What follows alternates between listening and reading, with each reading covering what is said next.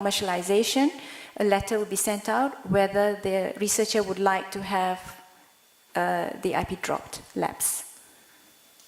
So that's how basically we are controlling. So right now we have 2,000 and the number of IPs that are being filed are getting less and less. It gets harder and harder to file an IP. Your next question was most of the funding that we got, I would say only about 30% is public funding. The rest are private funding. So the pitching and all that are from companies, are from venture caps, angel funders. So it's more of private funding. Now we do handhold our Innohubbers until they graduate, and once they've graduated, doesn't mean we let go. We still do hold their hand once in a while. Most of the Innohubbers do come back and ask for mentoring and coaching. And I think most of the time, the difficulty is when it comes to negotiation and things that involve legal terms, legal matters. So we do come back to the university for assistance for that. Was there any question that I left out? Okay, thank you. Yes. Yes, a key factor to increase the survival rate of a startup is to have an excellent manager, yes, team. Yeah. And I was wondering if it was a good idea to choose between the PI and the postdoc. I would argue in favor of bringing a professional manager to the company. Well, there are several ways you can do that if you don't have a salary right up front. You know, you can use stock options or whatever. Mm-hmm. Because there are so many decisions to be made at the beginning. You know, you have to actually be like an orchestra, one orchestra player. You know, there are so many things. You have to take care of the investors, potential investors.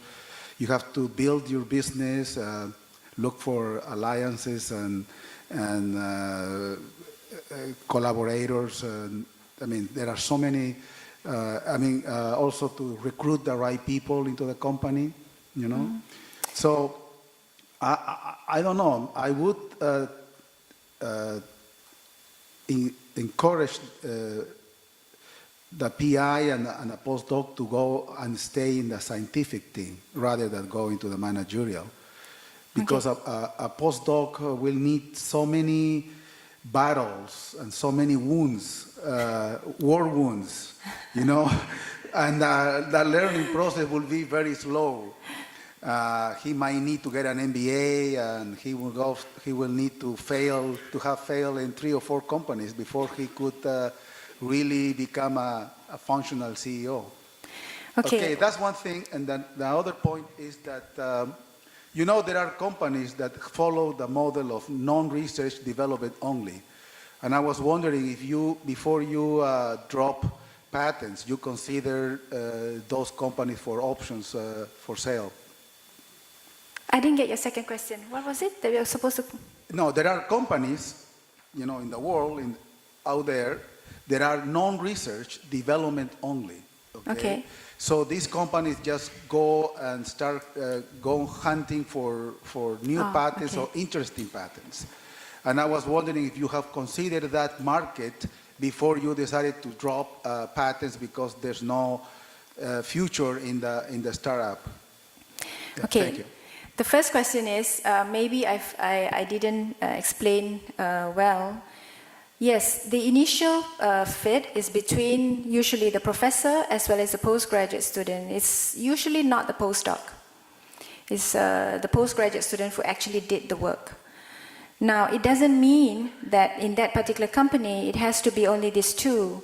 You can get outsiders to come in. Like in my company, the CEO is my postgraduate student, but my business development manager is actually somebody from the industry who last year quit her job and joined us full-time. So we do need somebody from the industry really to come in. We find that researchers, even the CEO, after they have been trained, they still lack a bit of the maturity, probably lack of exposure. So it is always good. Most companies in the Innohub have an outsider coming in. So the university does not control the company. It is up to the shareholders of the company to decide who comes in. And of course, we have companies who come in, they are more in the development, not so much on the research, and they have to negotiate with the company. Like we have several that have approached us wanting certain equity. So it is up to the shareholders to decide if they want to go via that route. So it's case by case. Yes, we do have companies coming in who just wants a certain amount, they have the money, but they want the equity in the company and to bring you to a different level, for example. So I guess the shareholders of the company got to decide what their exit strategy is, what their long-term and the short-term plan is. Yes. So the university has no control on what the company does. We mentor them, we teach them, we tell them this is how you do it, and how you run the business is up to you. Okay. Yes. So, congratulations, very interesting initiative. My question is, what next? So, what Malaysia need now in terms of the, for example, continues with the trainee programs or on another stage, or probably continues with the same? What about the entrepreneurship ecosystem? The VC, you already said something about that. So, what the next? Oh, actually, it's Inno Valley. It's still under planning. This is the next 5-year strategic planning. So after next to you, it's going to be Inno Valley, where we actually want perhaps outside industries to come in and work with us. It's still being formulated. The problem is there are many policies and government acts and rules that we have to overcome to allow this, because the university in Malaysia falls under a University and College Act, which does not allow, one of the Act says that we're not allowed to do commercialization in the university. So there have been plans with the Ministry of Higher Education, I hope Susanna will take note of this, that we need to have that abolished. So we are also talking about giving more freedom and flexibility to researchers who have startups, to encourage them to work in the industry, to have that experience in the industry, to come back and do the teaching, and also be involved in the university. So that outside experience, I think, would help a lot, instead of having the researcher always just within the confines of the university. So there are programs where the researchers are attached to the industries to learn something, come back, and their own startup. So it will be Inno Valley. So it's an ongoing thing, yes.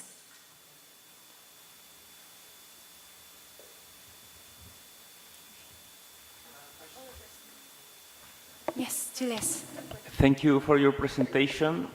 I believe that the Chilean model has a lot in common with the Malaysian model. We also have technology transfer hubs. And my question is regarding to the coordination in the functions in technology transfer within the universities. Are the TTOs still working in the universities? What are the terms that when the Innohub takes the technologies and where the university manages the technologies? I don't get you. The TTOs? Yeah, the technology transfer offices of the universities. Are they still working, or Innohub takes the 100%? Oh, no. They are still working. We still have our tech transfer office. Innohub is a separate entity altogether. Tech transfer office is tech transfer office, handles other commercialization. So this Innohub is just handling the startups and the spin-offs. All right. So we have our mentors and the coaches are basically industry, people from the industry. It's not people from the university at all. But the tech transfer office, mainly from the university, who have been sent for training. Okay, thank you. Just a very small question, just curiosity. How many people it took you? Because yesterday we were looking at UC Davis and they say they only have 22 people doing this. And I would like to know how many people are involved in this because it seems to be like a very big enterprise. So it would be interesting to know. You mean the Innohub? The Innohub and also the Technology Transfer Office, how many people do you have to, because to kickstart all this, you know, I know the money was very important, but it was also, you need a lot of logistics, you need a lot of people that train the other people, and you need a lot of people train, you know, like yourself and other people. So how many people was involved in getting all this? Every 5 years, we have a brainstorm. We call it strategic planning. And this was planned 5 years before. When a plan has been approved, we will have a committee that works that makes sure that this gets implemented correctly. In that committee, there's only five people. But there are other supporting staff who are delegated to do certain work. So right now, in Innohub itself, I guess you'll be very surprised, there's only 5 people that manages Innohub. 2 coaches who will arrange for trainings, and they do the initial training. Whenever need be, there will be other outsiders, panels will be invited to come in and coach as well. There are 2, and we have a legal officer